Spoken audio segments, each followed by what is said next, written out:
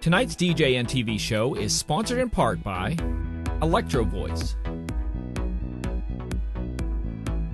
DJ Event Planner, ADJ,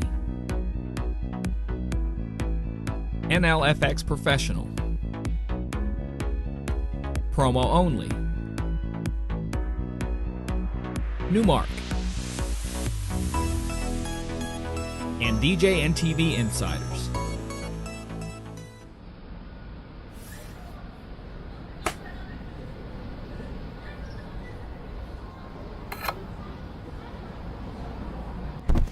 Hi, this is John Young with the Disc Jockey News and Disc Jockey News TV. Thank you for joining us tonight out on Facebook and out there on YouTube.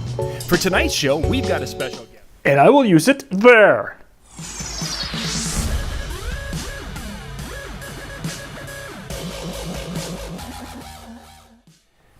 Hey, this is John Young with the Disc Jockey News and Disc Jockey News TV. Today's Tuesday tip is talking about using a backup power supply, a UPS, an uninterrupted power supply. There's different companies that make these things, but basically what these are those little battery things that have the 110 volt outlets that we use typically on our computer systems and our sensitive devices. Some people are asking, should I use these with my DJ show? Now, Ben Stowe and I on a Tuesday Night with Ben Stowe, you can go to djntv.com and click on Tuesday Night with Ben Stowe and see the whole playlist. But Ben Stowe and I talked a little bit about this, and there's some advantages to these. One is sensitive equipment like my iMac on the other side over here. That device is hooked up to one.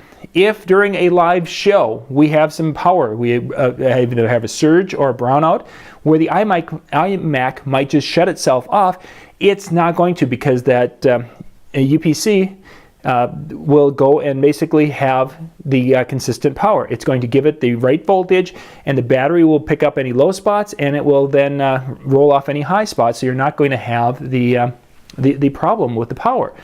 Now that would be really cool for a DJ system, but the problem is that they're not meant for high amp draw. They'll handle some. I mean, it'll run my iMac over there. I've got a 27-inch iMac and a couple of small things with it.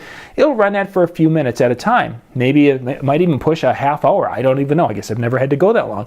But it's not going to be something that I could put my subwoofers into as an example. Some people have run smaller sound systems through them, and they've had levels of success with that for a period of time, for like ceremony or something. The idea is that they're meant for applications of protecting sensitive equipment. They're generally heavy because there's a 12 volt battery in there, or some of them have different voltage of batteries, but there's a heavy battery of some sort in there. So they might be anywhere from 10 to, I've seen some up to about 50 pounds, depending upon the application. The bigger ones, they could be handling more amperage and such, so they might be able to handle evening out the power for your system. Most likely not. So it's not a really great idea for a system-wide thing. But if you don't mind carrying the weight, I mean, there's some smaller ones that are, I don't know, 540, whatever that means. I don't even want to go there for sure. But some smaller ones that would help with your really kind of sensitive. Maybe your controller, you don't want to have it so that if the power goes out, your laptop is probably going to be fine. If you're running a desktop at a show, highly recommend. You need to have something like that, because then if the power drops, your computer is going to, if it goes and back up, your computer is still going to be there. Your controller could be plugged into that. Those two are going to still be talking to each other and thinking nothing's gone on. Your speakers might go out for a second and come back, but at least you wouldn't have to reboot the whole thing.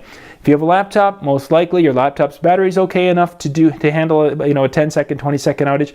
Maybe you want to put your microphones and your laptop. You can plug the microphones, laptop, and your controller into that, and then that is kind of cleaning the power, for lack of a better way to describe it, and keeping you a consistent power level. Could be attractive. Speakers could go into the walls, lighting go into the walls, and you've got what you've got. Now, the other area that people were talking about using these is trying to use them for that ceremony sound system. Not a great idea. There are ways to do sound systems for ceremonies if you need to go in a remote location and you need to do that without a generator. You can go and get a deep cycle battery, you get a power inverter and plug it all in and hook it all up, and that can run a small sound system for a half hour to an hour. If it's a big deep cycle battery, it could run you 2 or 3 hours, depending upon the volume you're using. Go and get the right gear for the gig. You don't need to be using a battery, a household battery backup that you use in your office and trying to make that work for a ceremony system. It's just not going to work. Some of them have alarms that you cannot defeat on that, and there's so many different variables that it's just not a really good idea to try to use a piece of gear that isn't meant for that application in a situation like that where failure is going to be hugely noticed and it's going to give you a bad name. If this is your first time of watching one of our Tuesday tips, thank you for watching.